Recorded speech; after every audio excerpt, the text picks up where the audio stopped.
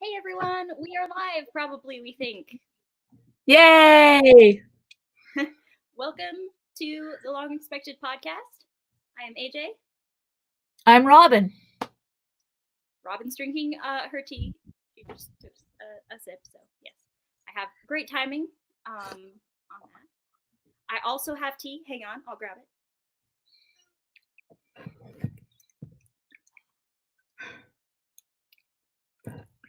Matching cups. It's our sibling teacup. Indeed, indeed. I'm drinking herbal tea because Sandy made homemade chai today, and I had 3 cups, and I can feel my hair growing. I'm drinking some PG Tips because I've only had 1 cup of tea today, so I think I'm safe. My gut will let me know if I'm wrong. Best of luck. So, I figured we could start with talking about our projects and do a little check-in on how we're doing, and then we can start reading. What do you think? I love it. Excellent. You first. All right. So today I am going to be working on a cross stitch while you're reading. It is right here. Oh, it's so pretty. All is what? Well, you can't see it yet, but what it says is all fashion is androgynous if you don't give a fuck. And, it is by Shitpost Sampler is the name of the designer. They sell the patterns. It's like a pay what you can, which is really great, especially right now. So I'll probably link to that down below. Oh, hi. Hello. We got our first comment. Am I still there? Yeah, no, I was saying hello to Sandy. Sandy's watching. Hi, Sandy. Hi, Sandy. So that's what I'm gonna work on. That's so apropos. It was a while ago, but I don't think I told you. Morgan Brown was going through their wardrobe and getting rid of a bunch of stuff, and I was like, "Why?" And they said, "Well, because I'm gender neutral now. I need to be getting rid of all these dresses." And I was like, "You love wearing those dresses?" And they were like, "Yeah, but I'm gender neutral now." And I was like, "Doesn't gender neutral mean you get to have more freedom in how you dress and less judgy's telling you how to dress?" And they were like, oh, "Let me go through this stack again." Yes. This is a soapbox that I will be on until the end of time. Is gender neutral and androgynous does not just mean masculine light. Like, we can right. Like, thank you. Yeah, right. Like, that is a message of the patriarchy, which says that masculinity is the neutral and femininity is a deviation from the norm, and I'm not here for it. No. So. I am down with everyone living their truth. Because, well, I mean, in the case of 99.9% of people, their truth hurts no one. Except for Lizzo. So, what the hell? What? I said except for Lizzo.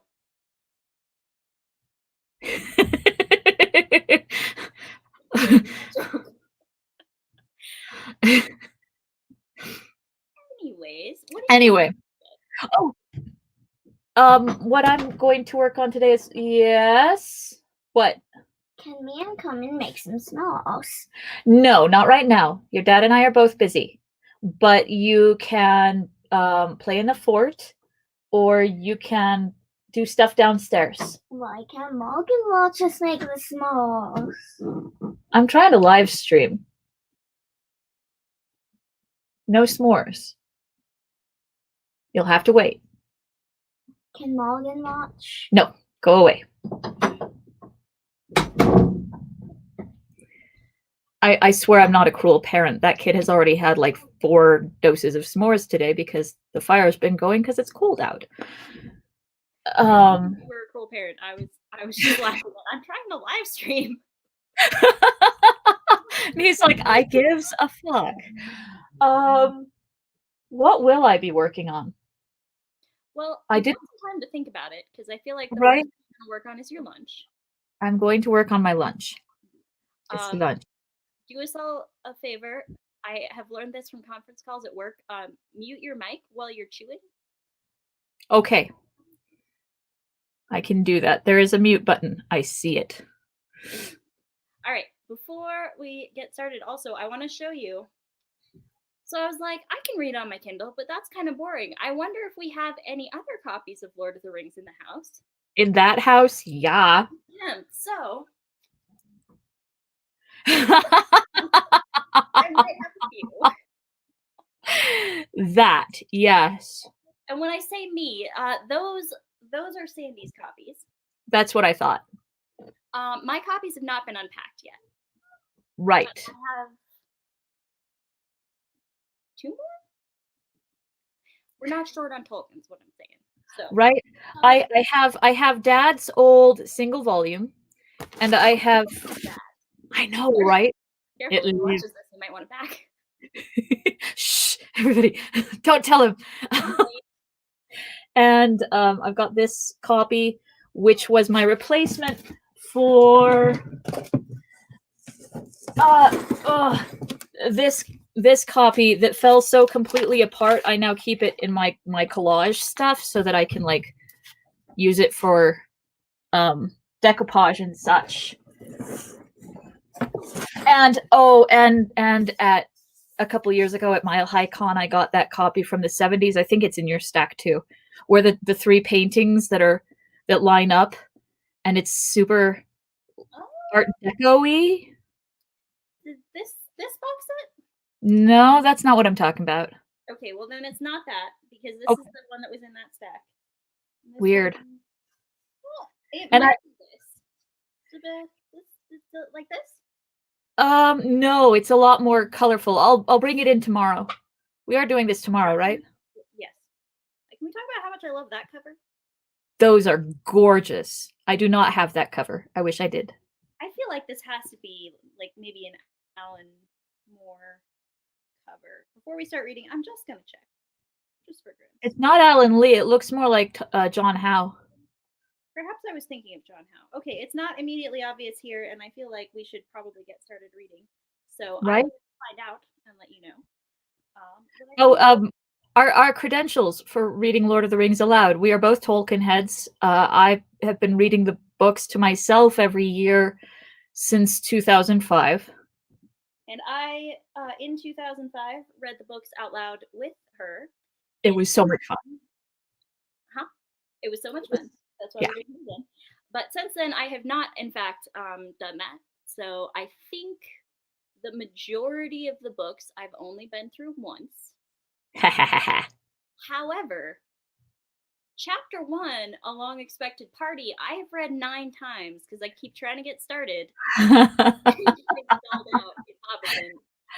See, I've gotten to where I actually like A Long Expected Party because the joy in the minutiae of a normal, ordinary, simple life is a really nice foundation for the rest of it. Tolkien doesn't write like he's writing a narrative. He writes like he's writing a history. So random stuff happens that never pans out or doesn't matter, but it feels very real, and I like that. I can read A Long Expected Party if you don't want to. Well, we'll start with Concerning Hobbits and see where we get. Let's do. All right. And I'm going to read. I'm going to mute. Yes, and you'll be on mute, so you're not crunching into the microphone. I will read a movie copy today because it is easy to access and not heavy. This giant one is really, really beautiful, and it's like got gold edged pages and stuff, but it's all of the books, so it's like, ooh. Yeah. And that's why I never read the 3-in-1. All right. Concerning Hobbits, go. Let me find it first. There's also like 5,000 prologues, but I found it. Concerning Hobbits. This book is largely concerned with hobbits, and from its pages a reader may discover much of their character and a little of their history. Further information will also be found in the selection from the Red Book of Westmarch that has already been published under the title of The Hobbit. That story was derived from the earlier chapters of the Red Book, composed by Bilbo himself, the first hobbit to become famous in the world at large, and called by him there and back again, since they told of his journey into the East and his return, an adventure which later involved all the hobbits in the great events of that age that are here related. Many, however, may wish to know more about this remarkable people from the outset, while some may not possess the earlier book. For such readers, a few notes on the more important points are here collected from Hobbit lore, and the first adventure is briefly recalled. Hobbits are an unobtrusive but very ancient people, more numerous formerly than they are today, for they love peace and quiet and good tilled earth. A well-ordered and well-farmed countryside was their favorite haunt.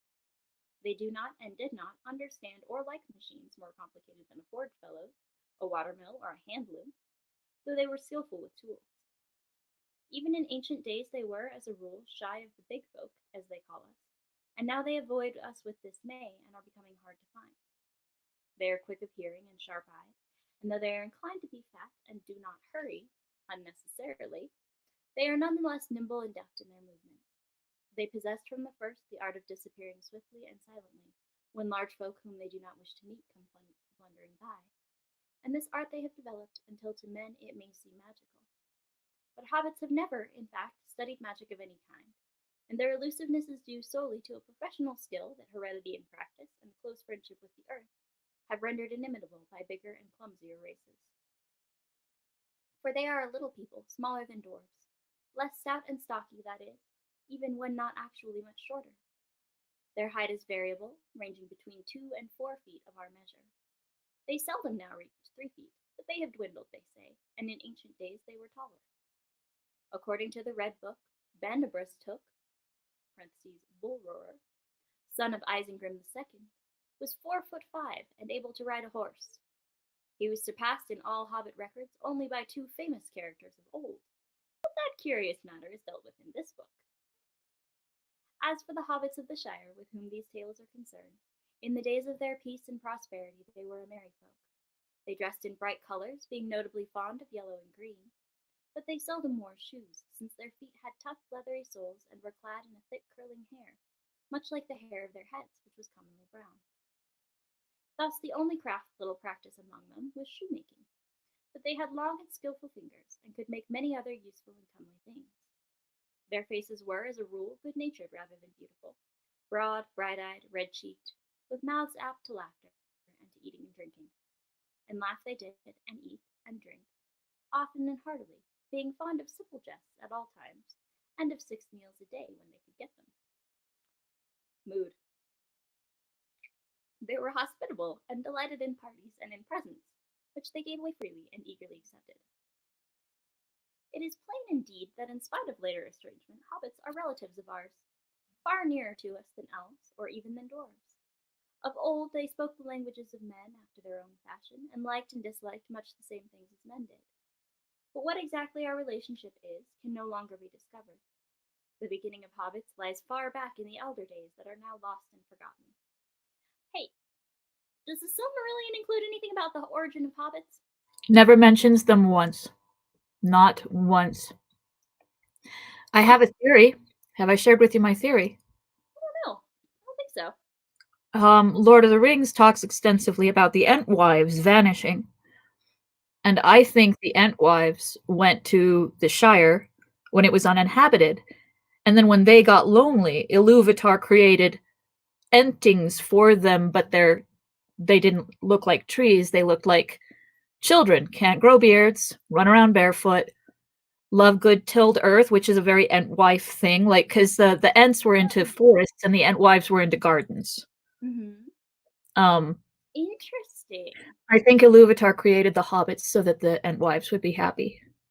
And that's why, like, here in the first chapter, Sam talks about his cousin seeing a walking tree on the North Moors. That's one of the Entwives.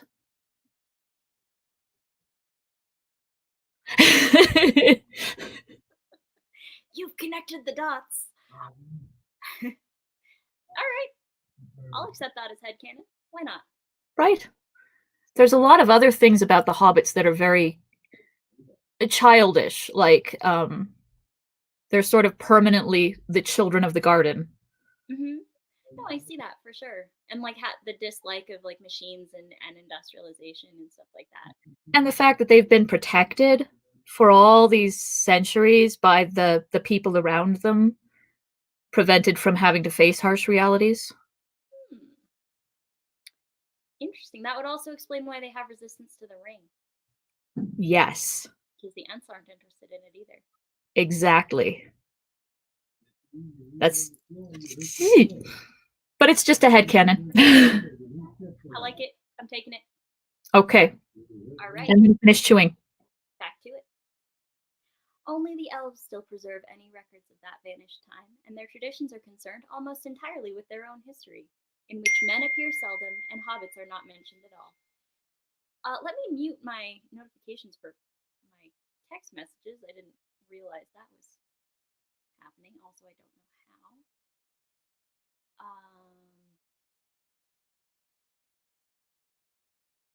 See if that does it. Any hoodle. Hello. Sorry about that. Where was I? Oh yes. Here seldom and hobbits are not mentioned at all. That's the Silmarillion right there. Yep. All right. Yet it is clear that hobbits had, in fact, lived quietly in Middle-earth for many long years before other folk became even aware of them. And wives. You can keep going. I'll be right back. Okay. I shall keep going for our audience. What's going on, guys? Very happy to see you. All right. Lived quietly in Middle-earth for many long years. She did not. Right.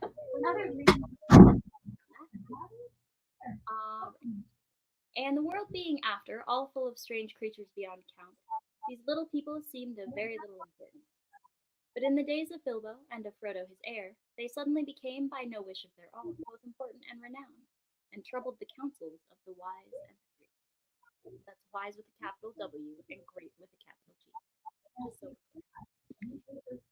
those days, the third age of Middle-earth, are now long past, and the shape of all lands has been changed. But the regions in which hobbits then lived were doubtless the same as those in which they still linger, the northwest of the Old World, east of the sea. Of their original home, the hobbits in Bilbo's time preserved no knowledge. A love of learning, other than genealogical lore, was far from general among them, but there remained still a few in the older families who studied their own books, and even gathered reports of old times and distant lands from elves or men. Their own records began only after the settlement of the Shire. And the most ancient Come here.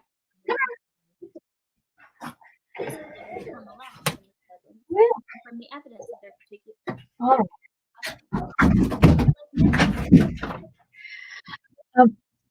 The children are having an issue, and Abby, there's toys there. Can you play with something quietly?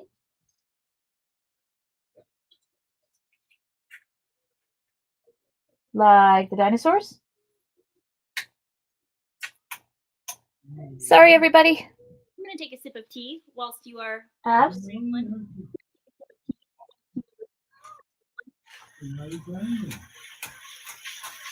All right. Quiet. Shh. Do you want to go up to your own room, Debbie? No. What would you like to do other than s'mores? The second thing I would like to do is animate. Okay. But your dad's got the computer, right? Mm-hmm. And also, well, I am not allowed out here, apparently. You're allowed out. You just have to be nice. I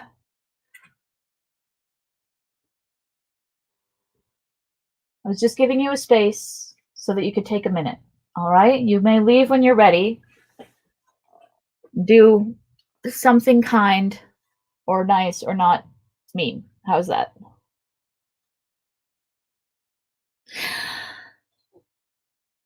Where were we at?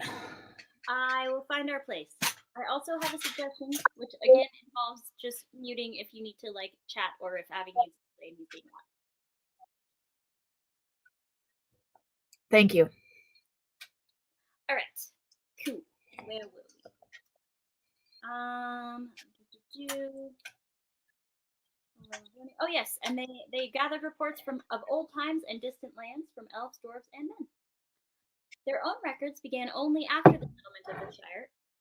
This is confirming your headcanon.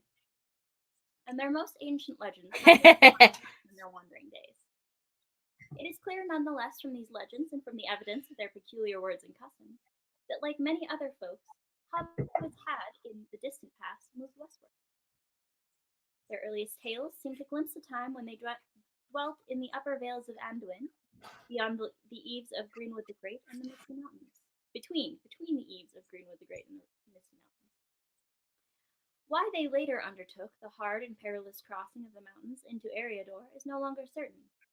Their own accounts speak of the multiplying of men in the land and of a shadow that fell on the forest, so that it became dark, and its new name was Mirkwood.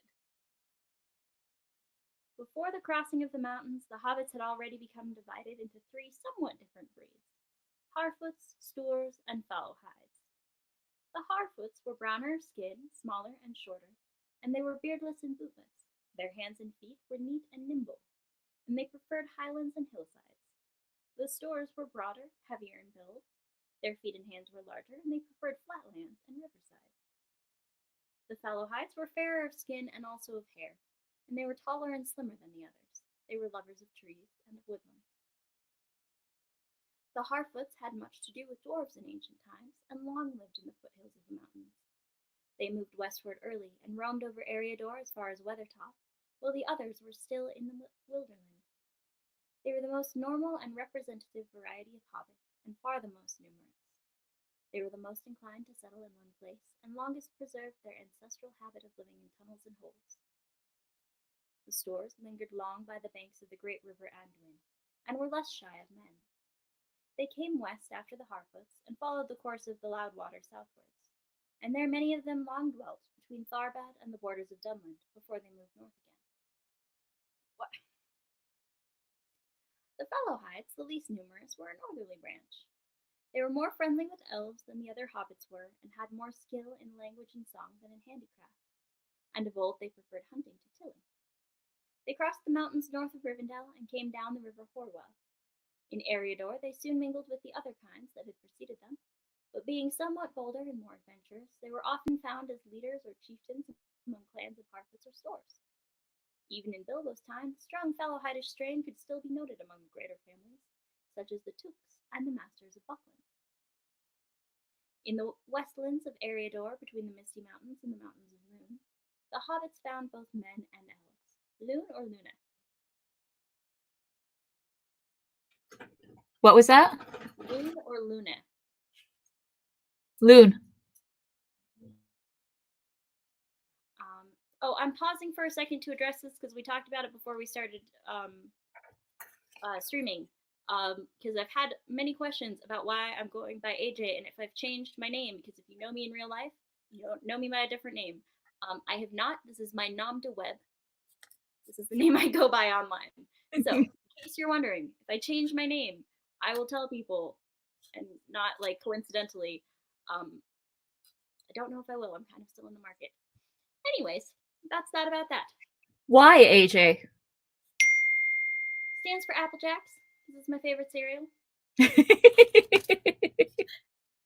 Not really. Anywho, where was I? We were at the Loon. Loon.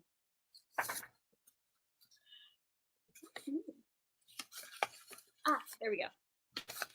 Indeed, a remnant still dwelt there of Dunedain, the kings of men that came over the sea, of the Dunedain. Woo! Woo-hoo-hoo! Dunedain! Kings of men that came over the sea out of Westerness, but they were dwindling fast, and the lands of their north kingdom were falling far and wide into waste. There was room and to spare for incomers, and ere long the hobbits began to settle in ordered communities. Most of their earlier settlements had long disappeared and been forgotten in Bilbo's time, but one of the first to become important still endured, though reduced in size. This was at Bree, and in the Chetwood that lay round about, some 40 miles east of the Shire. It was in these early days, doubtless, that the hobbits learned their letters and began to write after the manner of the Dunedain, who had in their turn long before learned the art from the elves.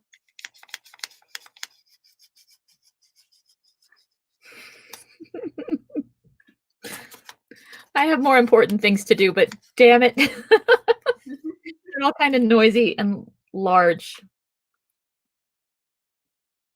You gotta think about your projects, man. What you gonna work on? How much longer is Concerning Hobbits? I feel like this is way longer than I remember it being. It's longer than it is in the movies. For the record, we love the movies. We always have. We watched the movies before we read the book together.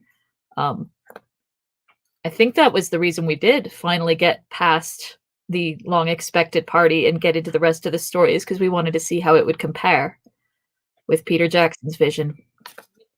100%. Geez, this is like 20 pages of prologue. Did we read this last time or did we skip it? Should we skip skipped it? We can skip it. Let's get to the long expected party. All right. So hobbits are little. All right. If you're following, if you're watching, and you want us to come back and finish Concerning Hobbits at some point, let us know. Yep. Are There's there a comment box. You can comment. You can comment. Yeah. So, if not, we'll get on to the plot, such as it is. Woo! A long expected party. All right, I'm gonna read a little bit of this, and then when I get bored, I'm gonna tap out and start doing some sewing, and you can read. Yes. That's a great idea. Or I could start reading now. Sure, if you want to. I can start my cross stitch. You start your cross stitch. I'll start reading. You let me know how my volume is. I will, and I'm gonna move my camera so that it's focused on not my lap per se, but my work. That's a good idea. Yeah, right. Book 1. Chapter 1. A long expected party. When Mr. Bilbo Baggins of Bag End announced that he would shortly be celebrating his 11st birthday with a party of special magnificence, there was much talk and excitement in Hobbiton. Bilbo was very rich and very peculiar, and had been the wonder of the Shire for 60 years, ever since his remarkable disappearance and unexpected return. The riches he had brought back from his travels had now become a local legend, and it was popularly believed, whatever the old folk might say, that the hill at Bag End was full of tunnels stuffed with treasure. And if that was not enough for fame, there was also his prolonged vigor to marvel at. Time wore on, but it seemed to have little effect on Mr. Baggins. At 90, he was much the same as at 50. We should all be so lucky. At 99, they began to call him well-preserved, but unchanged would have been nearer the mark. There were some that shook their heads and thought this was too much of a good thing.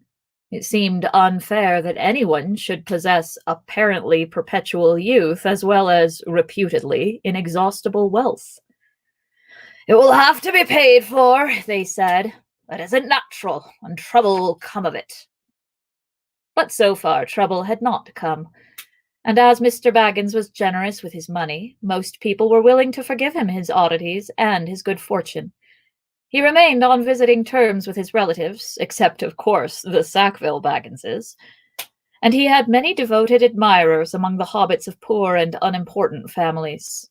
But he had no close friends until some of his younger cousins began to grow up. The eldest of these, and Bilbo's favorite, was young Frodo Baggins. When Bilbo was 99, he adopted Frodo as his heir and brought him to live at Bag End, and the hopes of the Sackville Bagginses were finally dashed. Bilbo and Frodo happened to have the same birthday, September 22nd.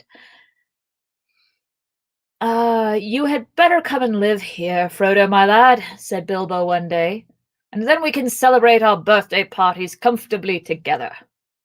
At that time, Frodo was still in his tweens, as the hobbits called the irresponsible 20s between childhood and coming of age at 33. 12 more years passed. Each year, the Bagginses had given very lively, What just happened? I unmuted my mic. Why? Because it sounded like. I'm so sorry. I unmuted my mic to say something, and now I don't remember what. Tweens coming of age at 33? The timeline in the books is so much more stretched out than it is in the movie. In the movie, it's like 2 months later. And in the books, it's like, and then 30 years passed. 17. Well, 16. And then it takes Frodo like 8 months to move. Gandalf is like, get the fuck out of here! And Frodo's like, okay!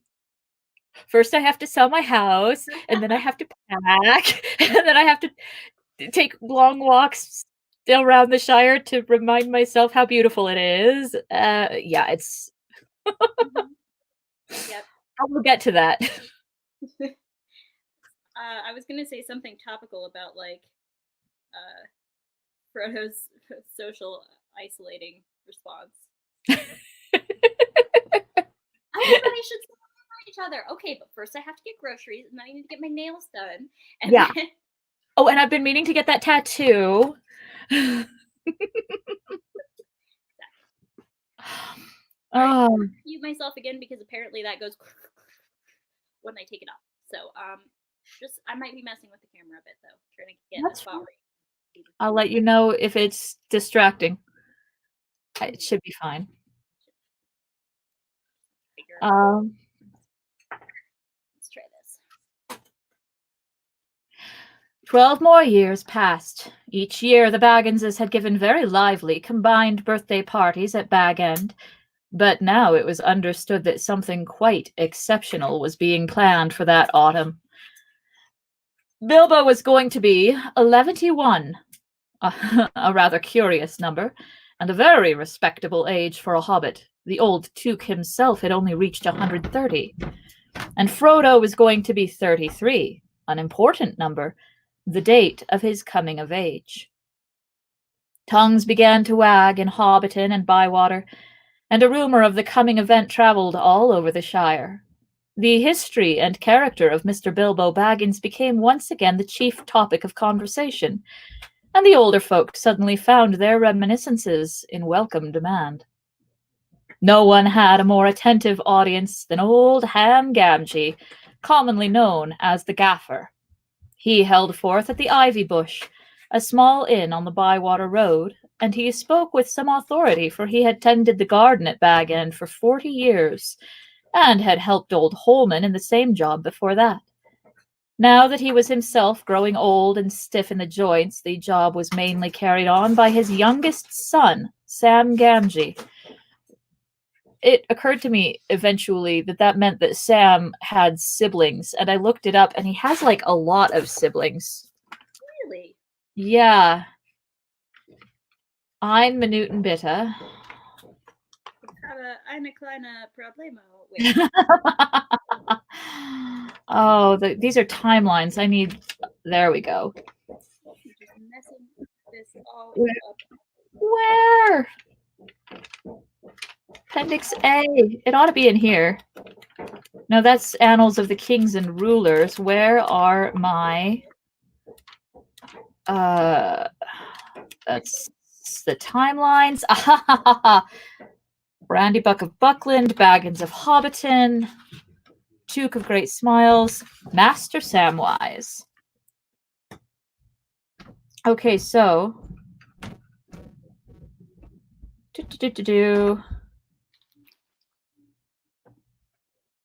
Tolman, Wilcom, May, Half-Red of Overhill, Hamfast.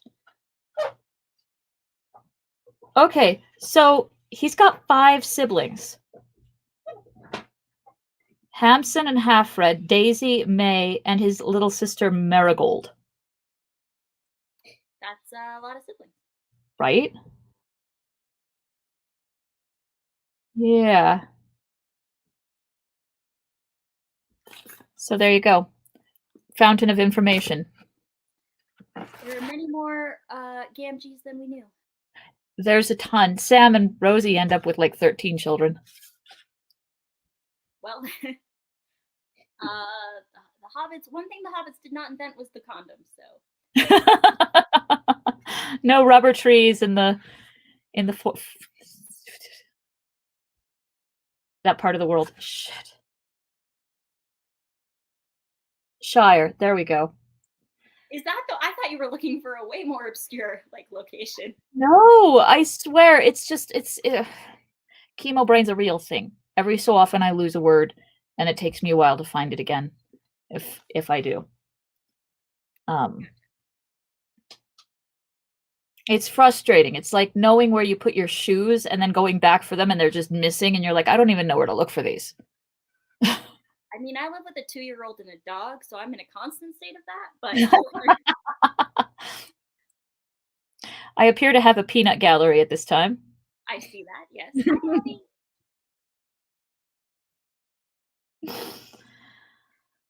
Oh, all right. I wonder if I wouldn't. What's that? Oh, I'm trying to figure out how to make this visible because I turn it towards myself when I work on it, and then you can't see it. Right. If I was like in any way professional, I would have a camera over my shoulder, but I don't. Right, a remote camera that you could just plug into your laptop. Yeah, I don't have that. So we're gonna do what we can. All right. But good luck. Thank you. I'll just be. Might be easier. I might switch to knitting. We'll see. That at least is visible from both sides. That's true. Both father and son were on very friendly terms with Bilbo and Frodo. They lived on the hill itself, in number 3 Bagshot Row, just below Bag End.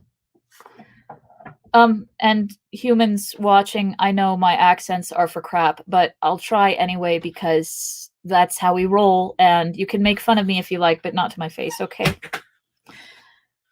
A very nice, well-spoken, gentle hobbit is Mr. Bilbo, as I've always said, the gaffer declared, with perfect truth, for Bilbo was very polite to him, calling him Master Hamfast, and consulting him constantly upon the growing of vegetables.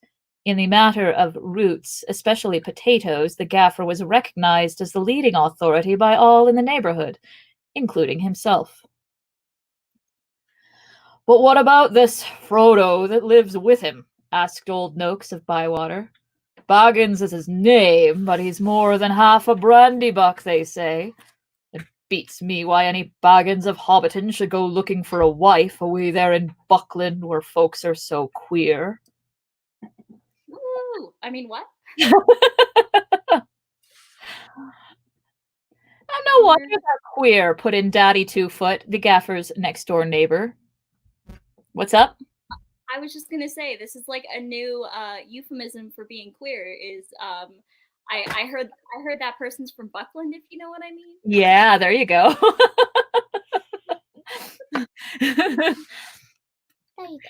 Oh, he made me a hat. Nice. Thingy. And no wonder they're queer, put in Daddy Two-Foot, the gaffer's next-door neighbor. If they live on the wrong side of the Brandywine River, there's another one. I might even like that one better. And right again the old forest. That's a dark, bad place, if half the tales be true. You're right, Dad, said the gaffer. Not that the Brandybucks of Buckland live in the old forest. But they're a queer...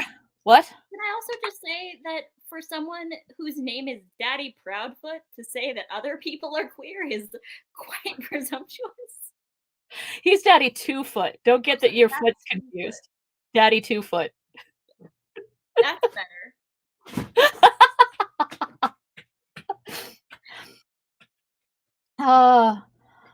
They are a queer breed, seemingly.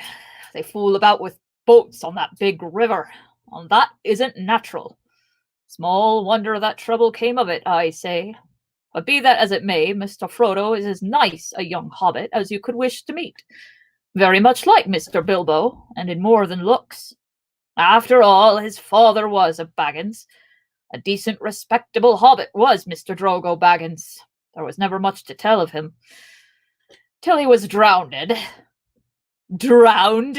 Said several voices. They had heard this and other darker rumors before, of course, But hobbits have a passion for family history, and they were ready to hear it again. Well, so they say, said the gaffer. You see, Mr. Drogo, he married poor Miss Primula Brandybuck. She was our Mr. Bilbo's first cousin on the mother's side, her mother being the youngest of the old Took's daughters. And Mr. Drogo was his second cousin. So, Mr. Frodo is his first and second cousin, once removed either way, as the saying is, if you follow me. Not at all incestuous little village there. Well, for some reason I heard it as that Frodo's father had married Frodo's first cousin, and I was like, wait a minute. No. European royalty in it, but Bilbo's. Okay, we're fine. And Mr. Drogo was staying at Brandy Hall with his father-in-law, old Master Gorboduc, as he often did after his marriage, him being partial to his victuals and old Gorboduc keeping a mighty generous table. And he went out boating on the Brandywine River, and he and his wife were drowned, and poor Mr. Frodo only a child and all. I've heard they went on the water after dinner in the moonlight, said old Noakes, and it was Drogo's weight as sunk the boat. And I heard she pushed him in and he pulled her in after him, said Sandyman, the Hobbiton miller. You shouldn't listen to all you hear, Sandyman, said the gaffer, who did not much like the miller. There isn't no call to go talking of pushing and pulling. Boats are quite tricky enough for those that sit still without looking further for the cause of trouble. Anyway, there was this Mr. Frodo, left an orphan and stranded, as you might say, among those queer Bucklanders, being brought up anyhow in Brandy Hall. I have spilled my tea. No! I'll keep reading, okay? What? They spilled their tea. A regular warren, by all accounts. Old Master Gorboduc never had fewer than a couple of 100 relations in the place. Mr. Bilbo never did a kinder deed than when he brought the lad back to live among decent folk. But I reckon it was a nasty shock for those Sackville Bagginses. They thought they were going to get Bag End that time when he went off and was thought to be dead. And then he comes back and orders them off, and he goes on living and living, never looking a day older, bless him. And suddenly he produces an heir and has all the papers made out proper. The Sackville Bagginses won't never see the inside of Bag End now, or it is to be hoped not. There's a tidy bit of money tucked away up there, I hear tell, said a stranger, a visitor on business from Micheldelving in the West Farthing. All the top of your hill is full of tunnels packed with chests of gold and silver and jewels, by all I've heard.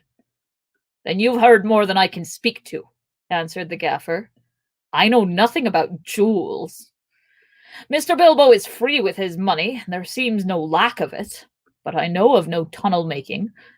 I saw Mr. Bilbo when he came back a matter of 60 years ago, when I was a lad.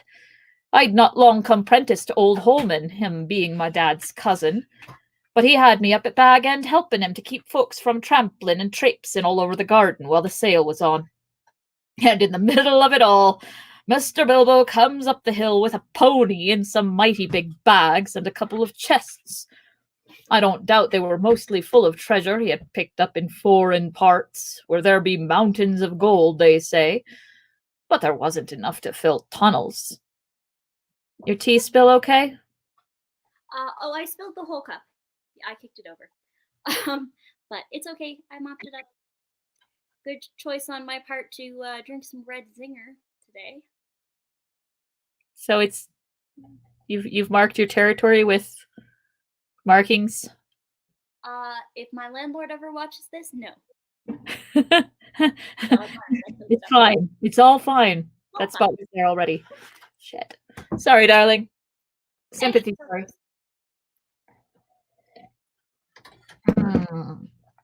All right. We're switching to knitting. It's easier to see. Good plan. Lessons learned. But my lad Sam will know more about that. He's in and out of Bag End. Crazy about stories of the old days, he is, when he listens to all Mr. Bilbo's tales. Mr. Bilbo has learned him his letters, meaning no harm, mark you, and I hope no harm will come of it. Because reading is dangerous. I teach someone to read. Check your privilege, that's what I say.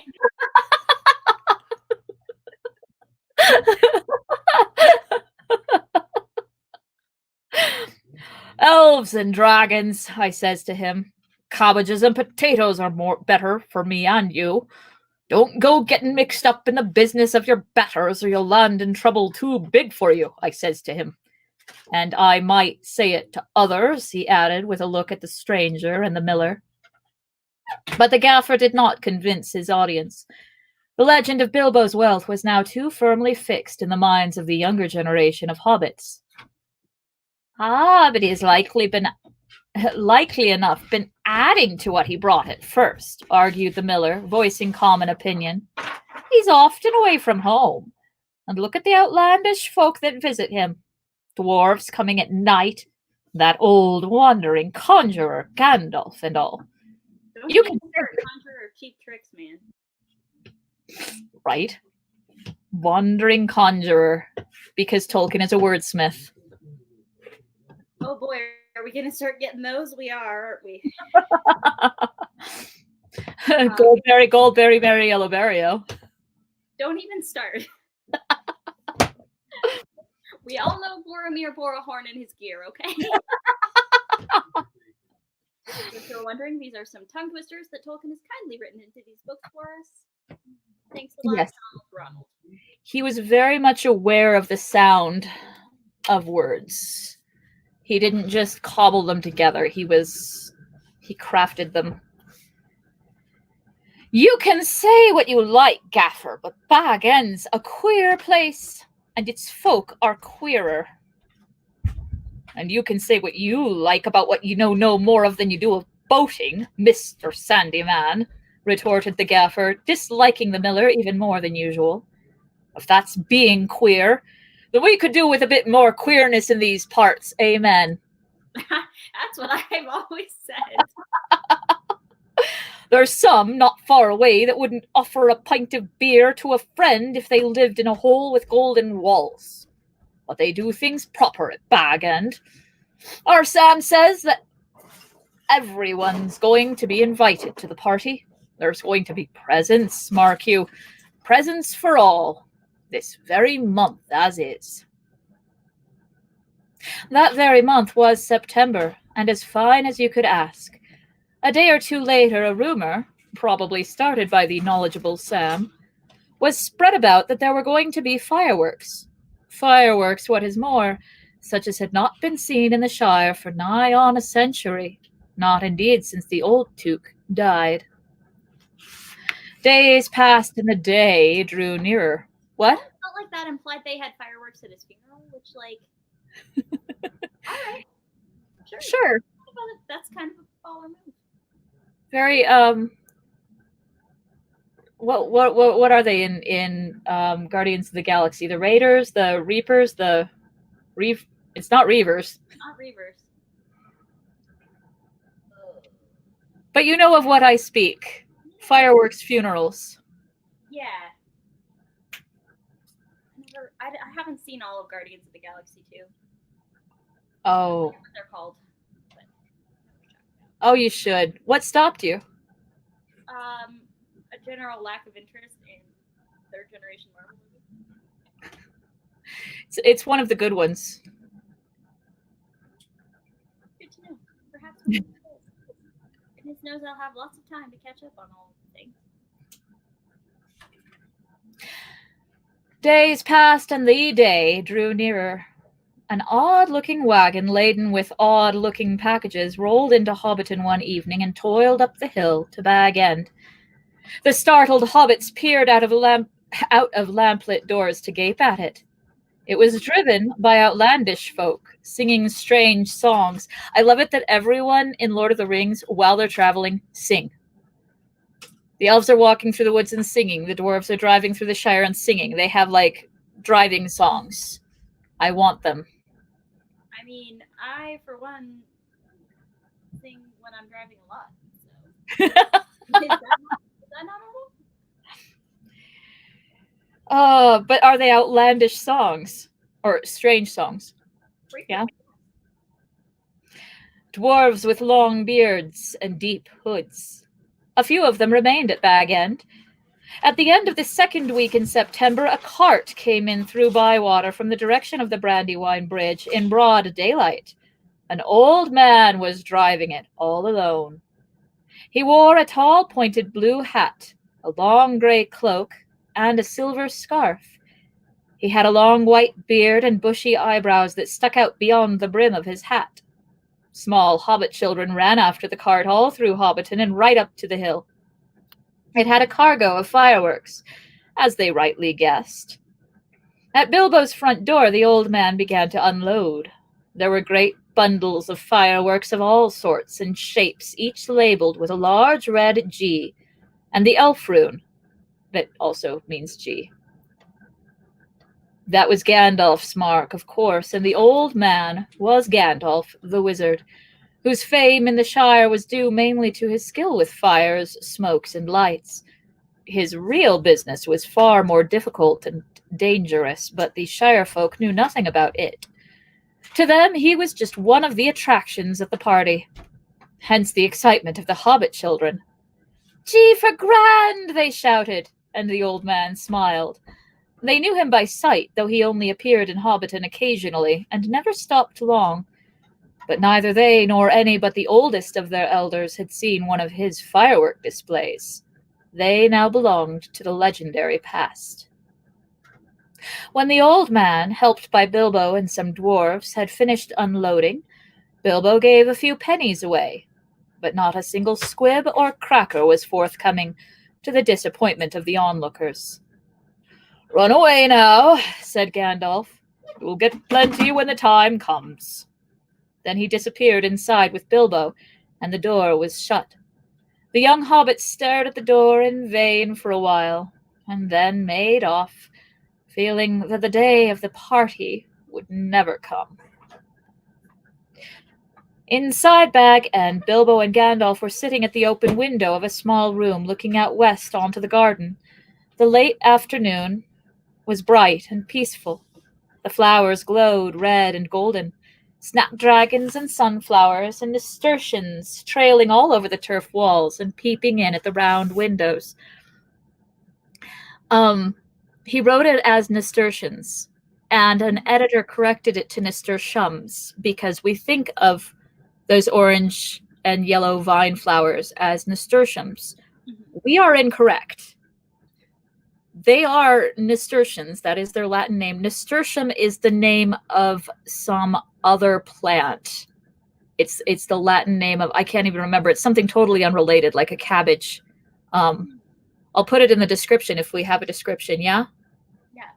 Yeah, okay. So this editor got to have their ass chewed out by Professor Tolkien, who came over and personally brought over an encyclopedia of plants to say, "Correct me again. I fucking dare you." Have you heard the story about Tolkien's classes? No. So Diana Wynne Jones was a student of Tolkien's at Oxford. She took a writing class from him. And he deliberately made his classes as boring and awful as he possibly could because he wanted all the students to drop so that then he could spend his time writing and he didn't have to teach. But she refused to drop the class. So he would come in and like mumble and write on the board and not face them. And she was just like, yeah, that's what I would be too. Oh, that's awesome. We're sitting on almost an hour here. Should we cut it to an hour or what? Well, that's a good question. Ow. Cut it to an hour. Plan to do like an hour reading time, and then see how that feels. Does that feel like a good length to you? It does feel like a good length to me. And we're at as good a stopping place as any within the next few pages. Alrighty. Well, that sounds like a plan then. And apparently I've had bunny ears for I don't know how long. I actually don't know either. I was looking at my knitting. Your knitting's pretty. What are you making?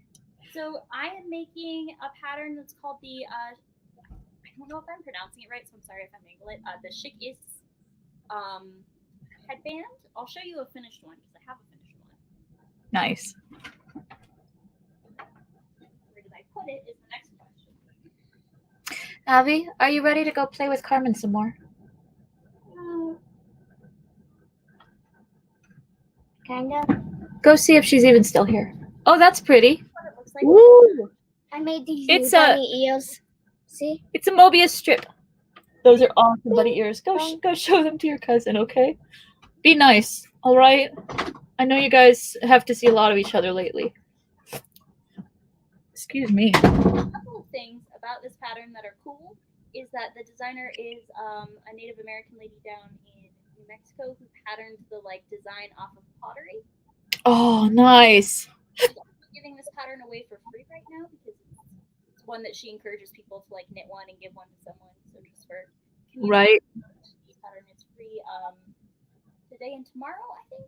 So I don't know who's watching us, but if any of my knitting friends are, free pattern, yo. And it's really funny. Yo. Okay. Adrian and I both have this tattoo. Well, we don't both have the quote. Ah! Yeah. There. Matching tattoos.